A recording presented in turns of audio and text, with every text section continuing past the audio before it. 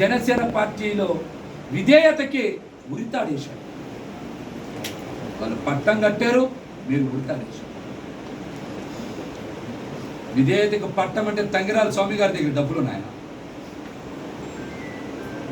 కొలికలపూడి శ్రీనివాస్ గారి దగ్గర డబ్బులు ఉన్నాయా? కాగితపు కృష్ణప్రసాద్ గారి దగ్గర డబ్బులు ఉన్నాయా? వర్ల కుమార్ రాజా గారి దగ్గర డబ్బులు ఉన్నాయా? చాలా మంది దగ్గర డబ్బులు లేవు కదా. పార్టీ కోసం నిలబడి విధేయత చూపించినందుకే కదా టికెట్లు ఇచ్చారు వాళ్ళకి. మరి జనసేన పార్టీలో విధేయత చూపిస్తే కనీసం మా టికెట్లు కాదు కదా, మమ్మల్ని పట్టించుకునే నాదుడే ఎందుకు లేడు? మాతో పిలిచి మాట్లాడే తీరిక ఓపిక లేనప్పుడు మీరు పార్టీలు ఎందుకు పెట్టడం?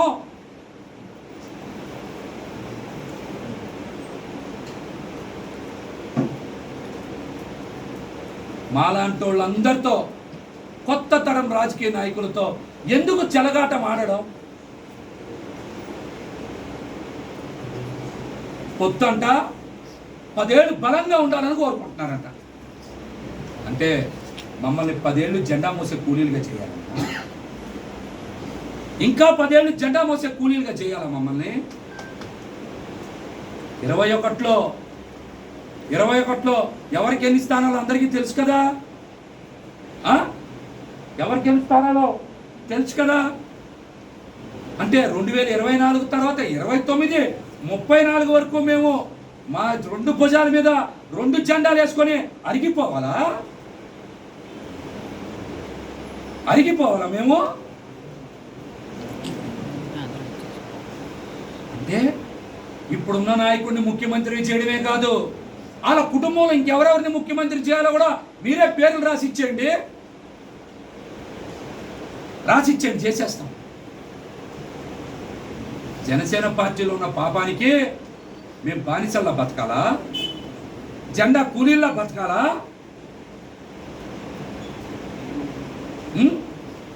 బతకాలా? మీరు చెప్పండి, ఎవరు ముఖ్యమంత్రి కావాలో, వాళ్ళ తర్వాత ఎవరు కావాలో, వాళ్ళ తర్వాత ఇంకెవరు కావాలో చెప్తే జన సైనికులు అందరం జెండా మోసే కూలీలుగా సిద్ధంగా ఉంటాం. ముందే చెప్పారు, స్థానిక సంస్థల ఎన్నికల్లో పొత్తులో భాగంగా జనసేన పార్టీ 1/3 సీట్లే తీసుకుంటారంట.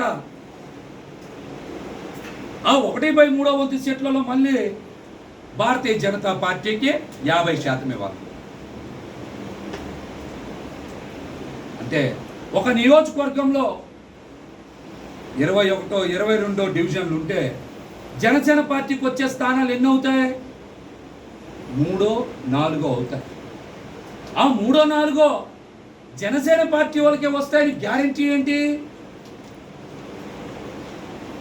ఇప్పుడులాగే వేరే పార్టీ నేతలు వచ్చి కండువా కప్పుకుంటే ఆ 3, 4 కూడా ఆ పార్టీ వాళ్ళకే కదా ఇస్తారు. మళ్ళీ అసెంబ్లీ సీట్లే మీరు ఇవ్వలేదు కదా, రేపు కార్పొరేషన్లోనో పంచాయతీల్లోనో ఇంక ఇస్తారా సీట్లు? ఇస్తారా? అసలు జనసేన పార్టీ వాళ్ళని రాణిస్తారా?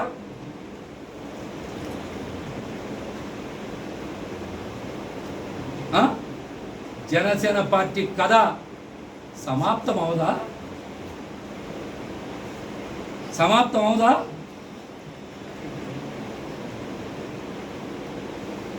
మమ్మల్ని అందరినీ భవిష్యత్తు మీద ఎన్నో ఆశలు కల్పించి మీలో ఒక చెగోవెరని చూసుకున్నాం, ఒక ఉద్యమకారిని చూసుకున్నాం. మీరు నిలబడతారని, మీరు ఇలా నట్టేయటం ముంచేస్తారని మా కళ్ళలో కూడా ఊహించాం.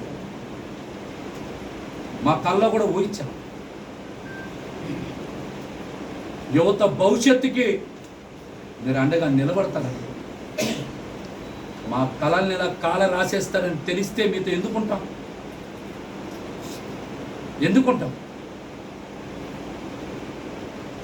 ఇదేదో పోతిని మహేష్ సీట్ రాలేదనో ఆవేదనతోనో మాట్లాడట్లా. నేను చెప్పే ప్రతి మాట కూడా నిజం. నేను చెప్పే ప్రతి మాట మీరు విశ్లేషణ చెయ్యండి, విశ్లేషణ చెయ్యండి. నా మీద సాయంత్రం నుంచో రేపటి నుంచో చాలామంది ప్రెస్ మీట్లు పెట్టచ్చు, ఇష్టానుసారం మాట్లాడచ్చు. ఇంకా మాట్లాడతా. నాదెండ్ల మనోహర్ లాంటి వ్యక్తి పశ్చిమ నియోజకవర్గంలో ఎవరెవరితో ప్రెస్ మీట్లు పెట్టిస్తున్నారో తెలుసు. వస్తా తెనాలి, పెడతా అక్కడే ప్రెస్ మీట్, అక్కడే మాట్లాడతా. చాలా వాస్తవాలు ఇంకా ఉన్నాయి, బయట పెడతా. అవలా ఇంకా అవలా. చిట్ట చివరిగా ఒకే ఒక్క మాట, దేనికి నాకు భయం లేదు. నేను చెప్పేయన్నీ నిజాలే అని నేను సంపూర్ణంగా నా గుండె మీద చెయ్యేసుకొని చెప్పగలను. పవన్ కళ్యాణ్ గారిని ఒకే ఒక్క కోరిక కోరుకుంటాను. రేపు పిఠాపురంలో మీ సొంత ఇల్లు గృహప్రవేశం చేస్తున్నారు కదా, అక్కడికి మీరు అన్న లెజినోవా గారితో రావాలి, గృహప్రవేశం చెయ్యాలి. నెల రోజుల పాటు ప్రచారంలో పాల్గొనేలాగా మీరు ఏర్పాట్లు చేయాలని నేనైతే మనస్ఫూర్తిగా పవన్ కళ్యాణ్ గారిని కోరుకుంటున్నా. మరిన్ని విషయాలు, నా రాజకీయ భవిష్యత్తుకు సంబంధించిన విషయాలన్నీ కూడా తొందరలోనే ప్రకటిస్తాను. సార్, ఇప్పుడు ఈ ఆర్థిక అవసరాల నేపథ్యంలోనే పవన్ ఎలా చేశారంటే ప్యాకేజీకి అమ్ముడు పోయారని మీరు అంటున్నారా? తెలుస్తాయి, మీకు అన్ని ఆధారాలతోనే ఇస్తాను. మీకు అన్ని ఆధారాలే బయట పెడతారు. అప్పుడే ఇక్కడ రేపు ఒక్కరోజు కదా ఉగాది ఉంది, అవగానే మళ్ళీ మాట్లాడతారు. మీ రాజీనామా పవన్ కళ్యాణ్ గారి దృష్టికి తీసుకుని వెళ్ళారా, ఓన్లీ మెయిల్ ద్వారా పంపించారు? నేనైతే రాజీనామాని పంపించాను. పవన్ కళ్యాణ్ గారి దృష్టికి వెళ్తుందా, పార్టీ కార్యాలయానికి వెళ్తుందా? జనసేన పార్టీయే వాట్సాప్లో నడుస్తుంది. నేను కూడా వాట్సాప్ ద్వారానే పార్టీ వర్గాలకు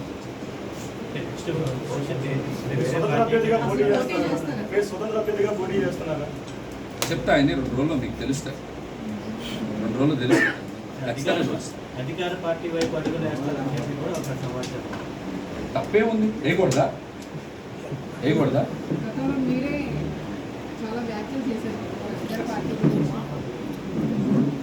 అందరికి చెప్పే సూత్రమేమో, రాజకీయాల్లో శాశ్వత వ్యక్తులు శాశ్వత మిత్రులు ఉంటారు. అందరికీ లేని సూత్రాలు ఒక్క మహేష్కే వర్తిస్తాయా?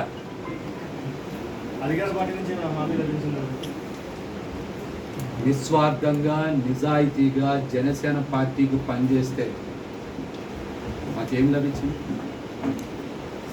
విజయ్ గారు ఏం లభించింది? సార్, పోతుని మహేష్ తన చేతితో వేరే జెండాను పట్టుకుంటే చేయి నరికేమని మొన్న మీరు కామెంట్ చేశారు. ఇప్పుడు వేరే జెండా పట్టుకోబోతున్నారా? మంచి ప్రశ్న అడిగారు.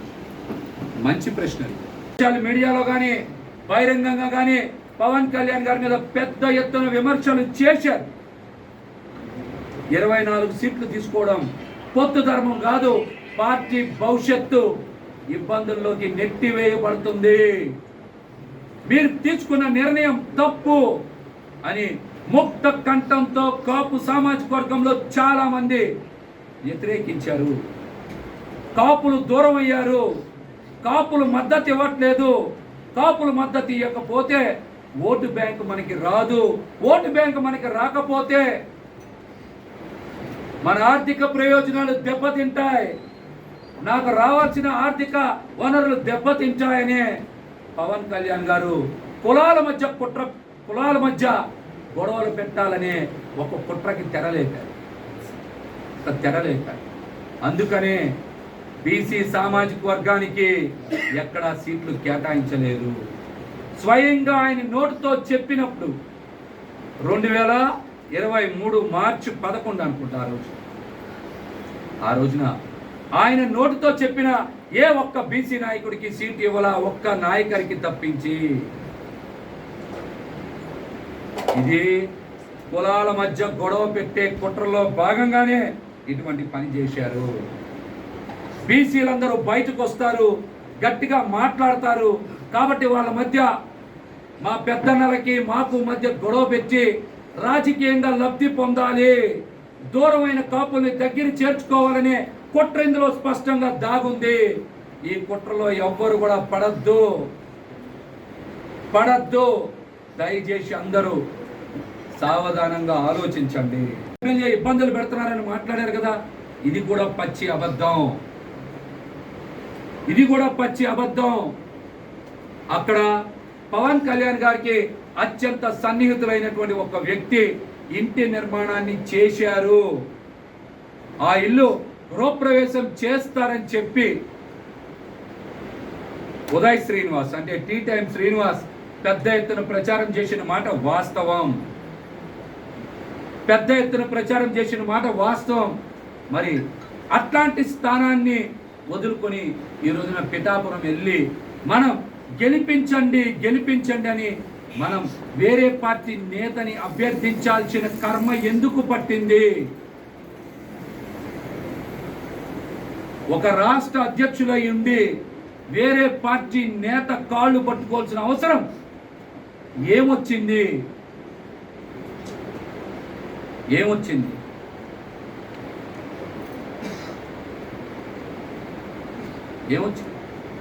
సాయంత్రం మళ్ళీ మా చంద్రబాబు గారు చెప్పచ్చు, రోజు మేము ఇద్దరం పక్కనే కూర్చునే వాళ్ళం ప్రతి మీటింగ్లో కూడా. పశ్చిమ గోదావరి జిల్లా అధ్యక్షుడు మహేష్ గారు నాకే ఇంట్రెస్ట్ లేదు అందుకే పోటీ చేయలేదని కూడా చెప్పిస్తారు. సాయంత్రం నుంచి ఈ మాట కూడా చెప్పిస్తారు. రమణ గారు వినొచ్చు, సాయంత్రం ఈ మాట కూడా వినొచ్చు.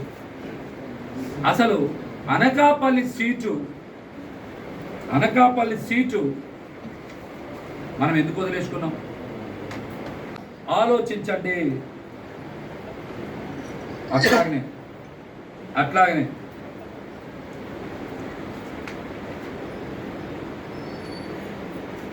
అట్లాగనే మీకు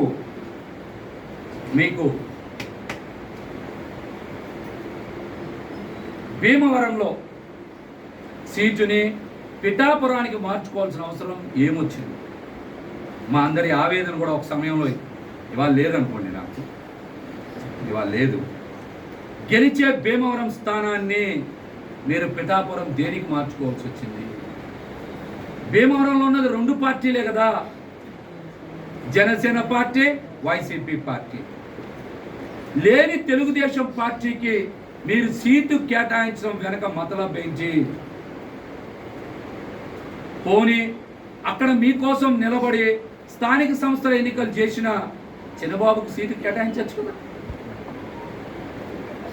కానీ తెలుగుదేశం పార్టీకి అక్కడ పోనీ గుంటూరు జిల్లాలో పోటీ చేయడానికి ఒక్క నాదెండ్ల మనోహరే ఉన్నారా? అక్కడ ఒక కాపు కానీ, ఒక బీసీ కానీ, ఒక ముస్లిం కానీ, ఒక ఎస్సీ కానీ, ఒక ఎస్టీ కానీ జనసేన పార్టీలు ఎవరు పనికిరాలేదా? ఇది ఎక్కడ సామాజిక న్యాయం?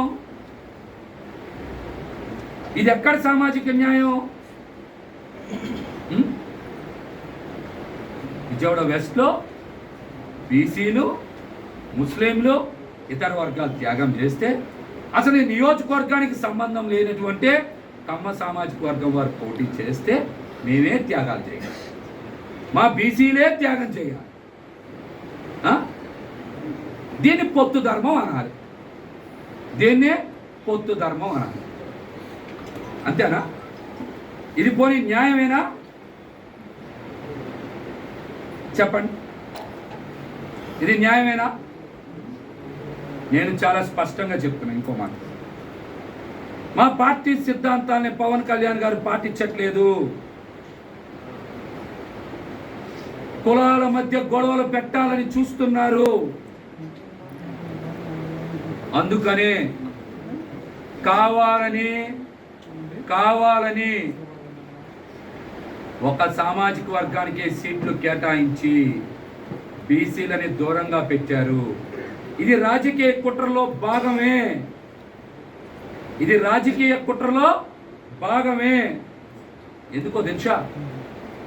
పవన్ కళ్యాణ్ గారు పొత్తు ధర్మంలో భాగంగా తీసుకున్న 24 సీట్లని, 3 ఎంపీ సీట్లని కాపు సామాజిక వర్గం ఎక్కడ హర్షించాలా, మద్దతు ఇవ్వాలా? పవన్ కళ్యాణ్ గారిని తీవ్ర స్థాయిలో విమర్శలు చేశారు. ఏంటి ఇటువంటి నిర్ణయం తీసుకున్నారని వారు కూడా మ్యాచ్ ఫిక్సింగే కదా, ఇది చాలా స్పష్టంగా అర్థమవుతుంది కదా. రేపు తెలుగుదేశం పార్టీ నుంచో ఇతర పార్టీల నుంచి వచ్చిన నేతలు మీకు మద్దతు ఇవ్వకుండా తెలుగుదేశం పార్టీ తరఫున అసెంబ్లీలో సంతకాలు పెట్టి జనసేన పార్టీని ఆ పార్టీలో విలీనం చేస్తే మీరు అడ్డుకోగలరా? మీరు అడ్డుకోగలరా? ఇదంతా మీకు అవగాహన లేకుండా జరుగుతుందా? అవగాహన లేకుండా జరుగుతుందా? మీరు ఇచ్చే టికెట్లన్నీ తెలుగుదేశం పార్టీ నాయకులకు తెలిసే ఇస్తున్నారంటే ఇది మ్యాచ్ ఫిక్సింగ్ కాదా? జన సైనికుల్ని వీర మహిళల్ని మోసం చేస్తున్నట్లు కాదా?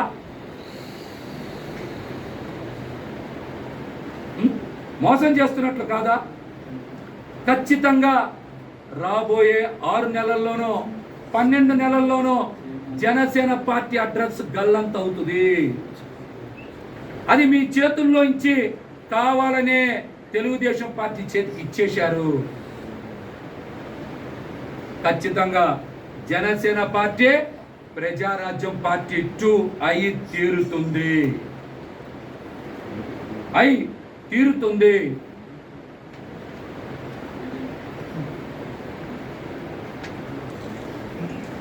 అట్లాగే ఎవరైనా సరే గెలిచే స్థానాన్ని తీసుకుంటారా, మైనస్లో ఉన్న స్థానాన్ని తీసుకుంటారా? మీరు చెప్పండి. పశ్చిమ నియోజకవర్గం, తెనాలి నియోజకవర్గం మీరు సర్వేలు నిర్వహించారు కదా.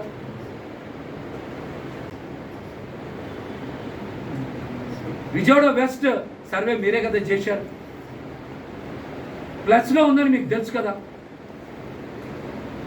మైనస్లో ఉన్న స్థానాన్ని తీసుకొని ప్లస్లో ఉన్న స్థానాన్ని మీరు ఎందుకు వదులుకున్నారు విజయవాడ వెస్ట్ సీట్ని? నిజంగా యువ రక్తాన్ని ప్రోత్సహించే వాళ్ళు అయితే మీరు తెనాలినే త్యాగం చేయొచ్చుగా, తెనాలి త్యాగం చేయొచ్చుగా. త్యాగాలకి బీసీలే కావాలా? కమ్మవారి త్యాగాలకి పనికిరారా? త్యాగాలకి బీసీలే కావాలా? కమ్మవారి త్యాగాలకి పనికిరారా? మంగళగిరి స్థానం బీసీల నుంచి తీసుకొని కమ్మ సామాజిక వర్గానికి ఇవ్వలేదా? విజయవాడ వెస్ట్ బీసీల నుంచి తీసుకొని కమ్మ సామాజిక వర్గానికి ఇవ్వలేదా? అంటే త్యాగాలు చేయడానికి బీసీలే కావాలా? ఏ త్యాగాలకి కమ్మ సామాజిక వర్గం పనికిరాదా?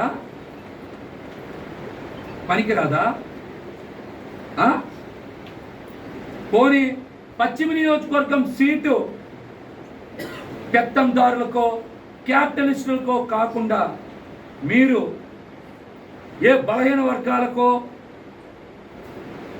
లేకపోతే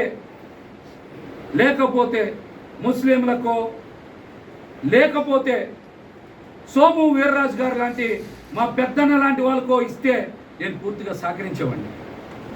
పట్టం కడితే జనసేన పార్టీకి విధేయతగా ఉంటే మా రాజకీయ భవిష్యత్తు అనే తలలు నరికేస్తారా?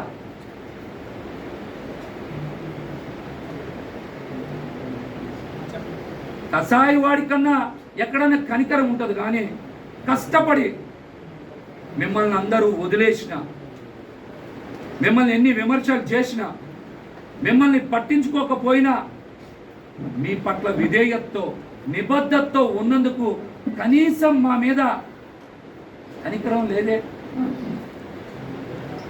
మమ్మల్ని పరామర్శించాలని కనీసం అనిపించలేదే. మమ్మల్ని అంటే నన్ను ఒక్కడిని కాదు, చాలామంది నాయకులు మీ మనసు ఇంత పాషాణ హృదయంలా ఉంటుందని ఎవరన్నా ఊహిస్తాము? ఇంతకన్నా ఘోరం ఏమన్నా ఉంటుందా? 21 మంది అసెంబ్లీ సీట్లు 2 పార్లమెంట్లో జనసేన పార్టీ కోసం కేటాయించిన స్థానాలు ఎన్ని? 7, 8 జనసేన పార్టీ 21లో ఒక పార్లమెంట్, మిగతా అన్నీ కూడా మెజార్టీ స్థానాలు తెలుగుదేశం పార్టీకి కేటాయించినాయే కదా. ఎన్నికల ఫలితాల తర్వాత ఇతర పార్టీల నుంచి వచ్చిన నాయకులు మీతో కలిసి మీ వెనకాల ఉంటారా? మీతో ఉంటారా? తెలుగుదేశం పార్టీకి మద్దతు ఇస్తారా? చేసేవాళ్ళు. కానీ మీరు సీట్ ఇచ్చింది ఎవరికి? సీటు కేటాయింపులో మీరు మద్దతు ఇచ్చింది ఎవరికి? స్వయంగా మీ తల్లి గారిని దూషించిన ఛానల్కి, పెట్టుబడులు సమకూర్చిన సుజనా చౌదరి గారికి. ఈ మాట నేను చెప్పలా, మీరే ట్విట్టర్ వేదికగా చెప్పారు. ట్విట్టర్ వేదికగా మీరే చెప్పారు. రాష్ట్రంలో పద్మశాలీలకి తెలుగుదేశం పార్టీ కూడా ఎక్కడ ఎందుకు సీటు కేటాయించాలా? మంగళగిరి స్థానం తీసుకున్నారు కదా, మరొక దగ్గర కేటాయిస్తే బాగుండేది కదా. మరి ఇంకెవరికి ఎక్కడ పద్మశాలీలకి ఒక్క సీటు కూడా? పొత్తు ధర్మం అంటారా? ఆడియో ఫంక్షన్లో నాగబాబు గారు చెప్పారు కదా, చాలా గట్టిగా మాట్లాడారు. ఇవాళ మీరు నాగబాబు గారిని వదులుకున్నారు. దీని పొత్తు ధర్మం అంటారు? ఎక్కడైనా దీని పొత్తు ధర్మం అంటారా? చెప్పండి, ఎక్కడైనా పొత్తు ధర్మం అంటారా దీన్ని? చెప్పండి. నాదెండ్ల మనోహర్ గారని ఒక వ్యక్తికి జనసేన పార్టీ బస్సునిచ్చారు. ఆయన డ్రైవింగ్ ఎక్కడా సరిగ్గా చేయలే. ఈ 5 ఏళ్లలో జనసేన పార్టీ బస్సుని పెద్ద కొండ గుద్ది మొక్కలు చేశాడు ఆయన. మొక్కలు చేశాడు ఆయన. ఆ బస్సుని మొక్కలు చేస్తే నష్టపోయింది మేమేగా.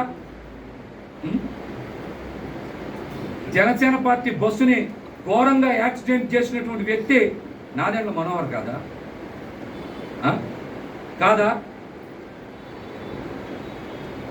5 సంవత్సరాల సుదీర్ఘ సమయంలో పార్టీని ఎందుకు మనం నిర్మాణం చేయలేకపోయాం?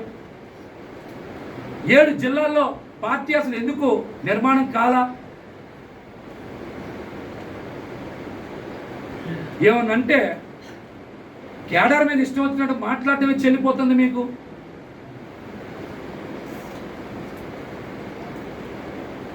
సీటు ఎందుకు వదిలేసుకున్నాం? అక్కడ నాగబాబు గారు పోటీ చేస్తారని ఎవరు అందరూ మాట్లాడుకున్నారు. నాగబాబు గారు కూడా అక్కడ వారం రోజులు ఉన్నారు కదా. మరి అంత అర్జెంటుగా ఎందుకు అనకాపల్లి సీటును వదిలేసుకున్నాం? అన్నయ్యని కూడా త్యాగం చేశానని మాటలు చెప్తున్నారు కదా, దాని వెనకాల మతలబ్ ఏంటి? నాగబాబు గారిని త్యాగం చేయడం వెనక మతలబ్ ఏంటి?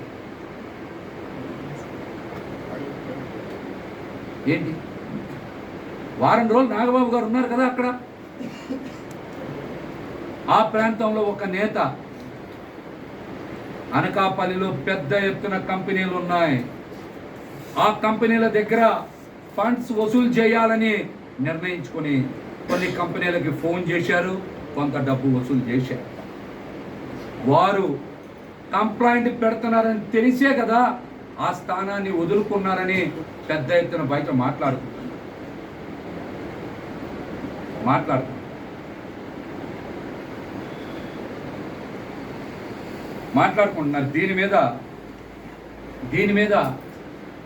దీని మీద వాస్తవాలు బయటికి వెల్లడించారు.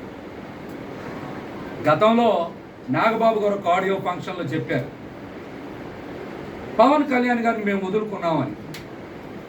ఇవాళ మీరు నాగబాబుని వదులుకున్నారు. ముఖ్యమంత్రి గారి కుమారుడు అట్లాంటి వ్యక్తి నాదెండ్ల మనోహర్ 5 సంవత్సరాల సుదీర్ఘ సమయంలో తన సొంత నియోజకవర్గంలో కూడా పార్టీని నిర్మాణం చేయలేకపోతే రాష్ట్రంలో పార్టీని బలోపేతం చేయగలరా? అట్లాంటి వ్యక్తికి జనసేన పార్టీ అనే బస్సుని స్టీరింగ్ని చేతిలో పెట్టి మొత్తం జనసేన పార్టీ జీవితాన్నే సర్వనాశనం చేయడం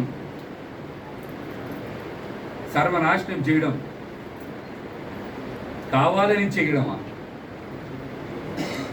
లేకపోతే తెలియక చేయడమా? దీన్ని ఎలా అర్థం చేసుకోవాలి? మిమ్మల్ని గుడ్డిగా నమ్మి నడుస్తున్నందుకు, మేము అమాయకులం అయినందుకు మీరు ఎట్లాంటి పనులు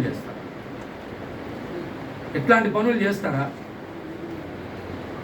ఏ రోజైనా నాదెండ్ల మనోహర్ అనే వ్యక్తి తెనాల నుంచి పట్టుమని 10 మందిని పార్టీ కార్యాలయానికి తెచ్చారా? స్థానిక సంస్థల ఎన్నికలు చేశారా? తెనాల్లో తెచ్చారా? కొన్ని స్థానిక సంస్థల ఎన్నికలు చేశారా? నాయకత్వాన్ని తెనాల్లో ఎక్కడైనా బలపరిచారా?